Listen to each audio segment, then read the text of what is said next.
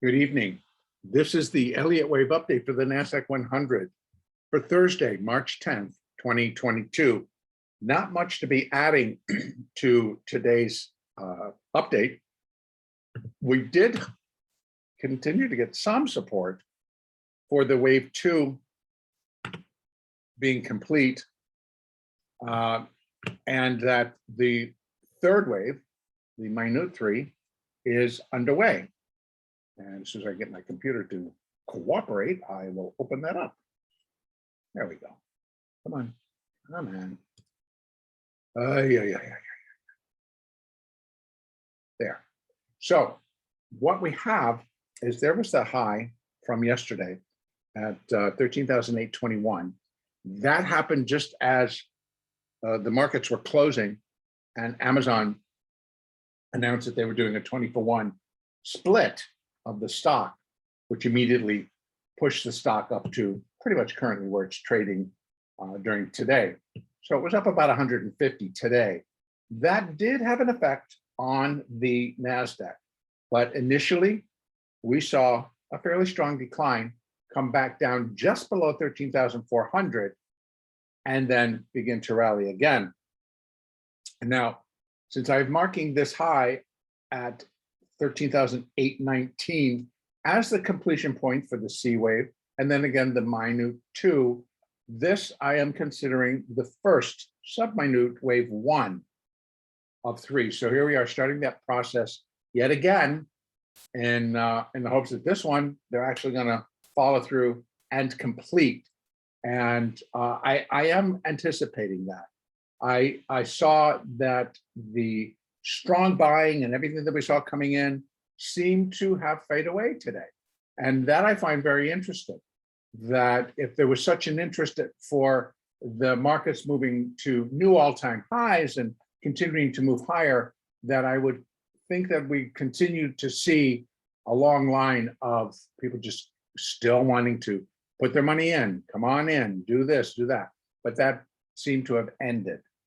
And we did get some strength at the end of the day, but that's not necessarily surprising as the funds moved in.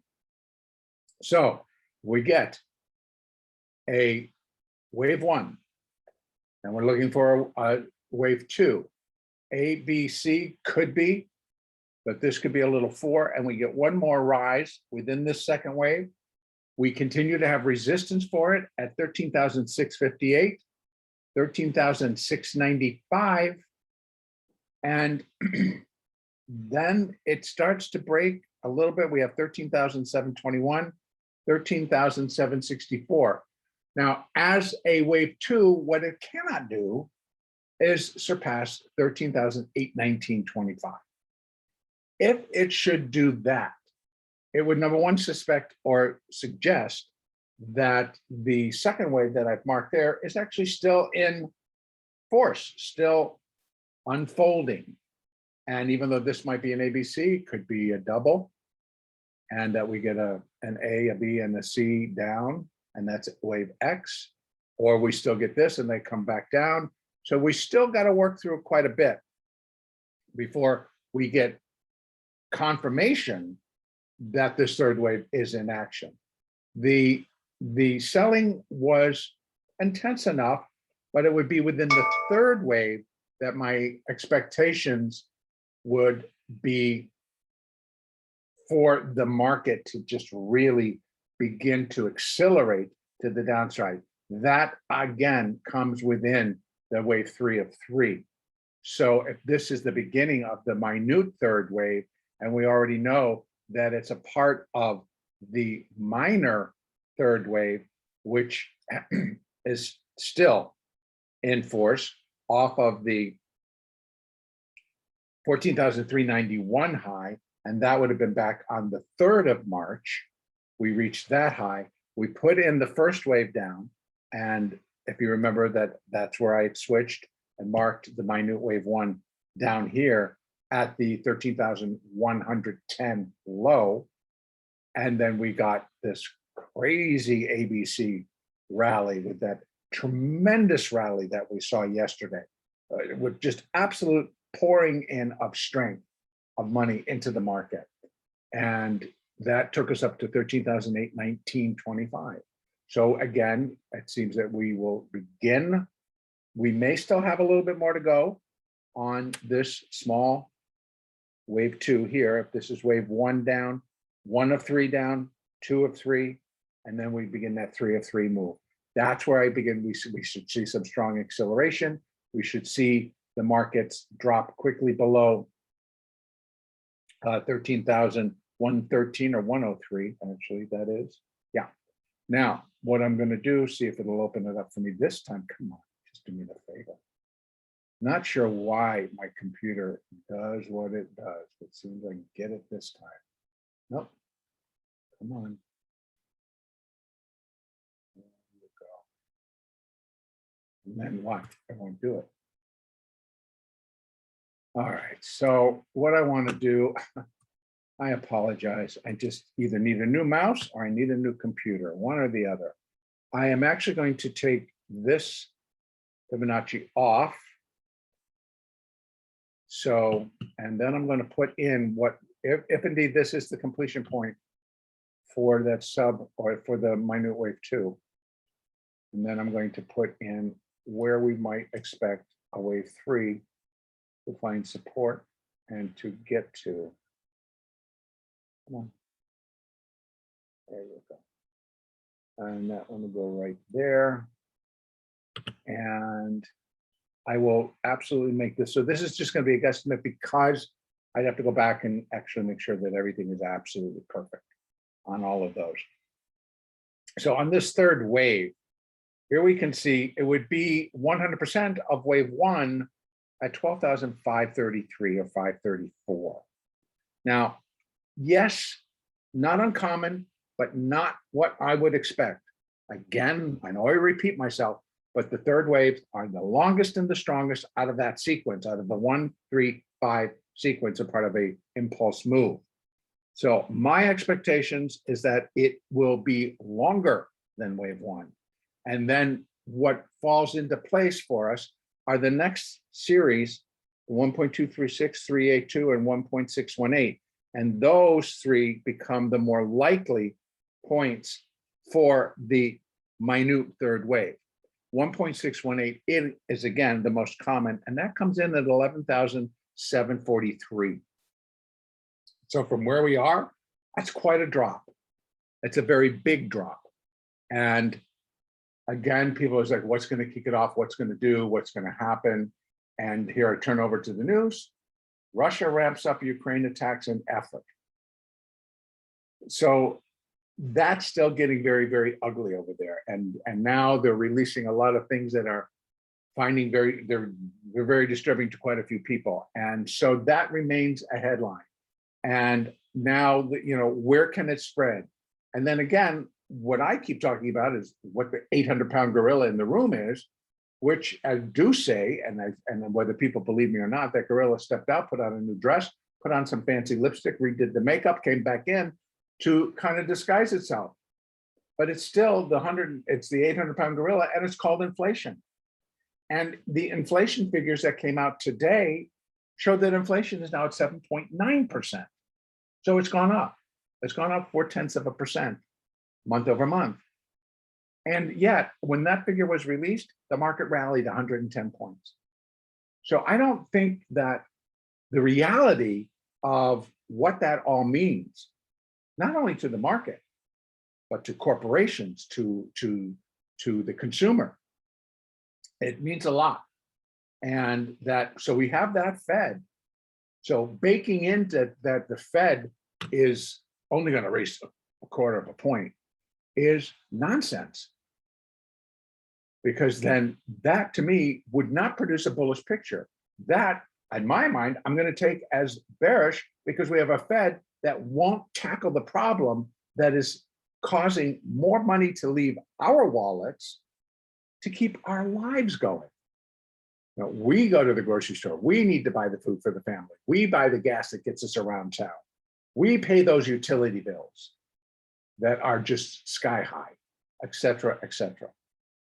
So I think once that reality starts to roll down, then putting your money in the market, well, that's up to you. But what's going to happen to it once it's there may not be what everybody believes.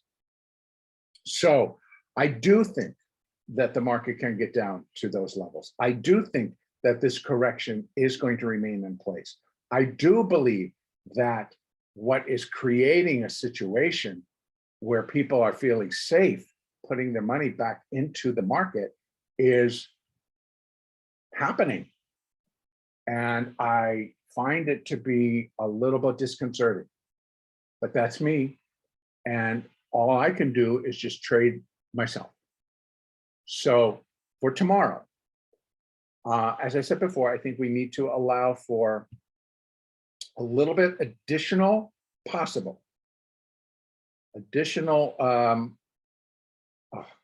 upside is possible if wave 2 is not done. So I'll put those back up there so we can review those one more time. And they are going to be on here on this head side. 382 actually has got surpassed, but it continues to sit right there.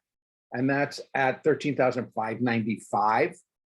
It reached above real quick, came back down, it tries to get above and comes back down. So if it should continue, it's again going to have to break back above the 200. They're all collecting right there. All of our moving averages, that's on the 30-minute chart, are collecting right where we're trading. But then we have continued, we have the next level up to 50% at 13,746. So again, since this is wave 1, I would move the 2. We have 13,746, 13,814, or whatever that high was. Let me just get that again. 19, I believe was that high. 21. Then we have that, and then we have 13,897, or basically 13,900. Now, can the market get up above 14,000? Sure, it can. It really can, and still be a wave 2. But we'll deal with it as it happens. So we need to allow for additional upside should it come in. If the market continues to decline, and we're looking for it to start to break below 13,510, then break below 13,401, which was or actually 13,396, which was today's low, then 324, 13,173, etc., as we begin to move down in that third wave. And again, I would suspect that we're going to get some heavier selling in the third wave. It should become very apparent and be very, instead of just being a little down and then race it up, it should be down, down, down. So, and very much like we did see very early off the opening this morning, we did see that they tried to rally it up and then really just brought it straight down. That was pretty much a straight down shot. So I am looking for additional downside. We're going to allow for the upside and possibility that this wave 2 is not complete and that it'll end up being marked up here. If that's the case, this is going to be an X wave, then we get another ABC up. So we'll see. Those are both sides of the coin now. We have an upside scenario, so not to worry that, oh my God, the rally's back on and we're going to go up above this. That I do not suspect is going to be the case. But I do think we need to allow for at least up into above this high. And so, and then downside, we've got our support levels, and ultimately where I believe we'll end up is breaking below 13,000 and eventually breaking below 12,000 before we see the completion point, or just towards the bottom end of that 12,000 range. And then ultimately we could have that minute third wave down here at 11,742. Certainly the minor third wave is going to be expected to drop us a lot deeper. And I'll be replacing those once I'm convinced that we are back in that third wave, so that I can put on an additional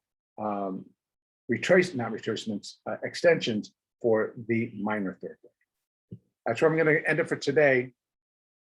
Our next update is going to be on Sunday, March the 13th.